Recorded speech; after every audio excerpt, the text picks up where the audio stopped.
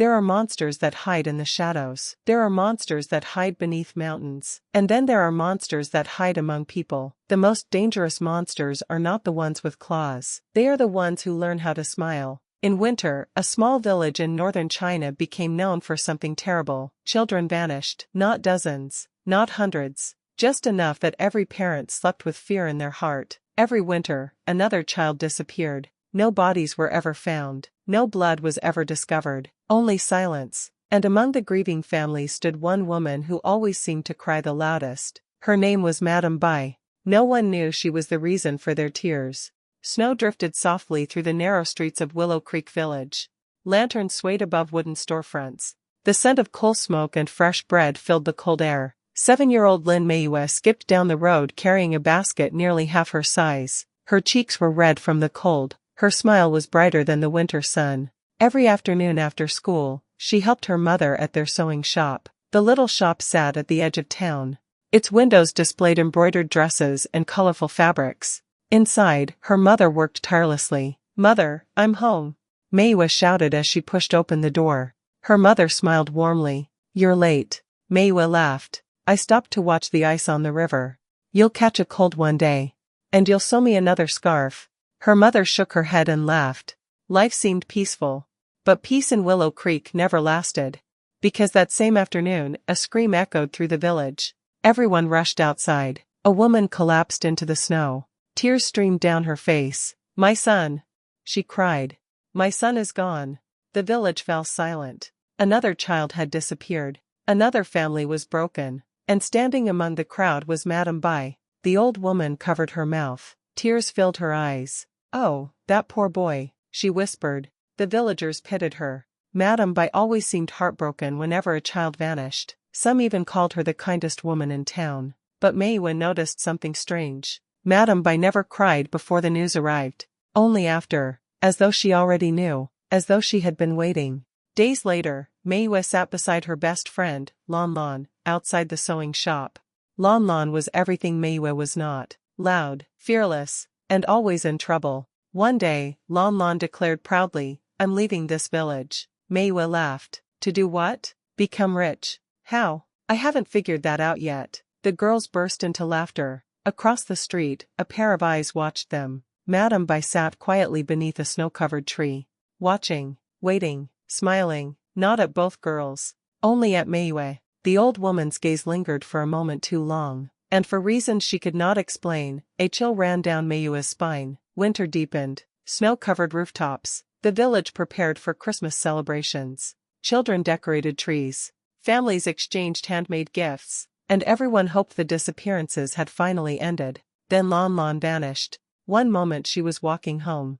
The next, she was gone. No footprints. No screams. No clues. Only emptiness. Meiyue searched for days. Her parents searched. The entire village searched. Nothing. Lan had simply disappeared. And once again, Madam Bai cried harder than anyone. That night, unable to sleep, Meiyue stared through her bedroom window. Snow drifted across the darkness. The village seemed peaceful. Until she noticed a figure walking alone beyond the forest. An old woman. Madam Bai. The woman carried a lantern. And she was heading somewhere hidden deep among the trees. Somewhere she did not want anyone to see. Meiyue pressed her face against the glass. Confused. Curious. Afraid. Then Madam Bai suddenly stopped. Slowly. Very slowly. The old woman turned her head. And looked directly toward Meiyue's window. Even though she was far away. Even though darkness surrounded her. It felt as though she could see her perfectly. Madam Bai smiled. And the lantern light beneath her face revealed something impossible. For just a single second, the old woman's shadow looked like the branches of a giant tree. Meiyue gasped. The lantern went out. The figure disappeared. And the winter wind began to howl. 3 years passed. The winters came and went. The snow returned each year. And yet the wounds left behind by the missing children never truly healed. Lan's parents still left a lantern outside their home every Christmas. Just in case their daughter found her way back. But she never did.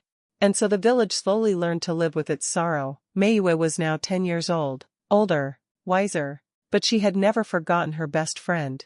She still kept the blue ribbon Lan had given her. The ribbon was worn and faded. Yet she carried it everywhere. Sometimes she would sit alone beside the frozen river and wonder, "Are you still alive?" No one else believed it. But somehow, she did. The sewing shop had become busier. Christmas was only days away. Villagers crowded inside, ordering dresses and coats for the winter festival. Meiyue carefully folded fabrics while her mother worked. "Slow down," her mother said. "If you rush, you'll wrinkle everything." Meiyue laughed. "I know, mother." Everything felt normal, too normal. The kind of normal that appears before something terrible happens. That afternoon, while delivering fabric to a customer, Meiyue noticed something strange. Madam Bai's house was dark. The curtains were closed. No smoke rose from the chimney, no lantern glowed inside. For nearly a week, nobody had seen her. The old woman who always wandered the village had suddenly vanished. As Meiyue passed the gate, she stopped. The house looked lonely, abandoned. Then she heard coughing, weak, painful coughing, coming from inside. Meiyue frowned. "Madam Bai?" No answer. She stepped closer. "Madam Bai, are you all right?" The door slowly opened, and there stood the old woman, paler than usual. Her skin looked almost gray. Dark circles hung beneath her eyes. For the first time since Meiyue had known her, Madam Bai looked frightened. "Oh," the woman whispered. "Little Meiyue." The old woman smiled weakly. "I am only a little sick." Meiyue looked concerned. "You should rest." Madam Bai chuckled softly. "You sound just like your mother." The old woman paused. Then she asked, "Christmas is almost here. Will you celebrate?" Meiyue shrugged. "I suppose." "Not excited?" "Not really." Madam Bai tilted her head. "Why not?" Meiyue laughed. "Because it's also my birthday." The world seemed to stop. The wind stopped. The snow stopped. Even the old woman's breathing seemed to stop. For a single moment, something flashed behind her eyes. Not surprising. Not happiness. Hunger. "What day?" Madam Bai asked quietly. "Christmas Day." The old woman stared. "Christmas Day?" Meiyue nodded. "Yes." Madam Bai smiled. Too quickly. Too widely. Then she lowered her eyes, trying to hide her excitement. "And how old will you be?" she asked. 10. Such a wonderful age. The old woman clasped her hands together. "And what time were you born?" Meiyue shrugged. "My mother always says I was born during the bear hour." The smile vanished. Madam Bai's entire body trembled. Not from weakness, not from illness, from disbelief. After all these years, after centuries of waiting, she had finally found one. A Christmas child, born beneath the bear hour, the rarest spirit she had ever encountered. Enough life force to sustain her for decades. Enough power to free her from her endless hunger. Enough to make her stronger than ever before. And yet, as she looked at Meiyue, a strange sadness filled her heart. She genuinely liked the girl. She enjoyed seeing her smile. She enjoyed watching her grow. For 3 years she had protected her from other creatures lurking nearby, not out of kindness, but because she wanted her for herself. Still, some small part of her wished things could have been different. Meiyue smiled. "Well, I should go." Madam Bai nodded. "Yes." The old woman watched her walk away, watched the snow fall around her, watched her disappear down the road. Then slowly, very slowly, the smile returned. This time it wasn't kind. This time it wasn't human. That night, the dreams began. Meiyue found herself standing in a field of snow. The sky was black, the moon glowed red, and far in the distance stood a giant tree, covered in ornaments, covered in bells, covered in faces, children's faces, hundreds of them, frozen inside the bark, their eyes open, their mouths are moving, trying to speak, trying to scream. "Meiyue," a voice whispered. She turned. Nobody was there. Then the voice came again. "We're here." The snow beneath her feet suddenly moved. Roots burst upward, twisting around her ankles, crawling up her legs, pulling her toward the tree. The bells hanging from its branches began to ring, softly, slowly, one by one. Ding, ding, ding. Then a familiar voice echoed through the darkness. A voice she had not heard in 3 years. A voice she knew immediately. "Meiyue." Her eyes widened. "No." The voice came again. Weak, distant, but unmistakable. "Meiyue, help me." Lon Lon. It was Lon Lon. Somewhere inside the darkness. Somewhere inside the tree. Somewhere beneath the snow. Still alive. Meiyue ran toward the voice. The bells rang louder. The roots tightened. The tree began moving, and from within its trunk, a pair of glowing eyes slowly opened, watching her, waiting, hungry. Meiyue screamed. and woke up, covered in sweat. Her heart was pounding. The room was dark. The house was silent. Everything should have been normal. Everything should have been safe, but beneath her bed, something scratched against the floorboards, slowly, softly, like roots searching through the darkness. After that night, nothing felt the same. Not the village, not the winter, not even Meiyue. The dream followed her into the daylight, the bells, the roots, the tree, and most importantly, Lanlin's voice. The next morning, Meiyue sat quietly at breakfast. She barely touched her food. Her father noticed immediately. "You haven't eaten." "I'm not hungry," Meiyue replied. Her mother exchanged a glance with her father. A brief glance, so brief that Meiyue never noticed, but it carried concern.